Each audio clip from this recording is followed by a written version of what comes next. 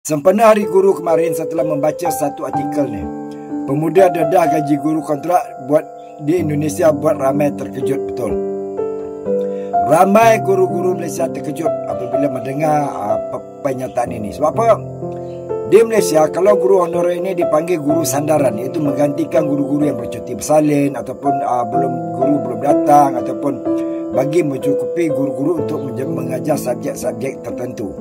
Tapi kalau di sini mereka dibayar dengan gaji yang biasa sebagai penyewa awam yang bermula daripada tahap rendah. Mungkin dalam 2,000, 1,008 duit Malaysia, kalau Indonesianya 6 juta gitu. Itu sebagai guru sandaran. Tapi apabila saya membaca ni amat mengejutkan. Ya.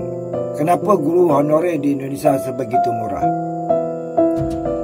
Bukan sementara tu, sampai saat saya di Berita ada membaca lagi sampai belasan tahun, masih lagi tangga gaji sedemikian. Kan? Dibayar dengan cukup rendah. Kan? Bagaimana mereka hendak menjalani kehidupan? Seandainya dia seorang lelaki terpaksa membuat kerja-kerja lain apabila selepas waktu bersekolah. Saya bukan nak mengkondemkan kerajaan Indonesia, tidak, saya bukan nak mencampur, tapi sebagai ayah kepada seorang guru, saya merasai keperitan itu. Ya. Amat mengecewakan. Ya. Sebab di Malaysia ni, tahap sebagai guru, mereka adalah duduk di kelas yang pertama. Sebab mereka menggantikan mak ayah apabila anak-anak belajar di sekolah. Begitulah kami di sini mementingkan kerja sebagai guru. Ya. Jadi para tiktokers di sana, seru kerajaan anda supaya guru honorer ini ditetapkan sebagai guru tetap dan diberi gaji yang setimpal kepada mereka.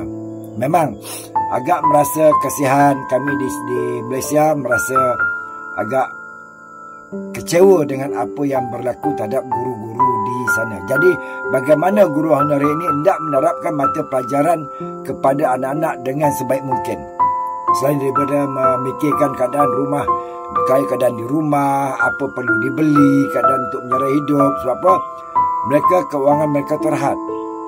300,000 kurang lebih wang Malaysia RM70. Ini amat mengecewakan. Sebulan. Di sini gaji RM70 satu hari pun orang sudah bising. Tidak mencukupi satu hari. Ya?